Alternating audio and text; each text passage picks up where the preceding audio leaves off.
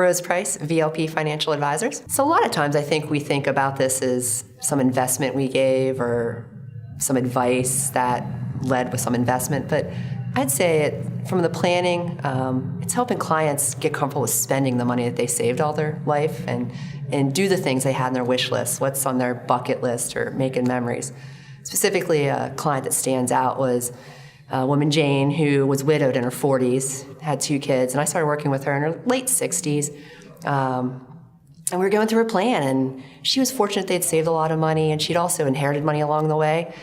And we just sat down and we're looking, I go, you're never going to spend all this money, so what are your goals? What do you want to do? And she said, I love to see my kids. One lives in North Carolina, one lives in New York, so I don't get to see them all the time. I want to travel. I said, well, how about combining the two? What about making a family trip that you pay for because they can't afford it, somewhere that's fun, that you want to see, and you get to spend time? So they did. They started taking trips. They went to Puerto Rico, they went to St. John, England, Japan, and they would send me cards, and here they picked out this little house they're going to buy or somewhere they're going to do. And it was just fun to see them actually use this money and be comfortable with the fact. And then about a year ago, she was diagnosed with cancer. And she lost her battle in June. But in May, we were sitting down and met with her and the kids and going through stuff. And it was just great to see them talk about, they were so great that they had that opportunity and took all those trips and all the great memories. So I think that was pretty impactful. Be patient. This is a tough business to get in, and we all have aspirations to be an advisor who has lots of clients and making this big impact. And when you're young, it's hard. People tend to want to work with people their own age, and people our age when you're young don't have a lot of money. So, take opportunities, get involved, meet other advisors, find a mentor, and find somebody that can really help you find out what you want to do, how you want to do it. Maybe you don't want to be the advisor. Maybe you want to be the planner, just do planning and those types of things. But be patient and find a good mentor and ask lots of questions. So I kind of got in this business by accident. I went to Penn State and was managing a restaurant and graduated. And we started a family. My husband wasn't quite done, so I just went to the career fair and kind of put in my resume and went to work for a registered investment advisor at Penn State. And I was really working at, this firm just managed money. They didn't really meet with the client and do direct stuff. So I ended up going through a lot of departments and ended up in the investment services group. Really enjoyed it, really liked it. We moved to Virginia because my husband got a job offer.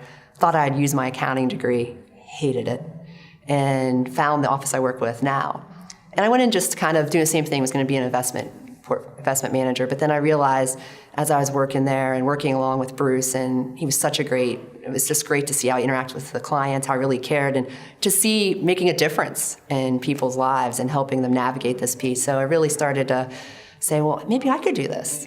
And so I progressed in over years, and after about 9 years, I ended up becoming a financial advisor. And my motivation is just helping people make those memories, take this money that they've saved all their life and getting comfortable with utilizing it to live and enjoy retirement. Yeah, accounting, it's always just kind of the numbers and you're doing stuff in the background. And there's other things you can do with auditing and those types of things, but it was really the lack of having that interaction with people and being able to engage and talk and work through these creative planning tools and ideas that really drew me to the business. Wow, there's so many things to thank them for. I think a lot is thank them for putting their trust in and allowing us to work with them.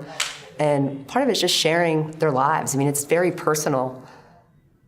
It's a very personal business if you're really doing the planning. You have to learn a lot. They have to tell you a lot about their family dynamics, the money, all that kind of things. And you learn some things that sometimes their own family doesn't know or someone close to them. So I like to thank them for allowing us for trusting us to help them and allow them to meet those goals and share in that. The decisions you make matter.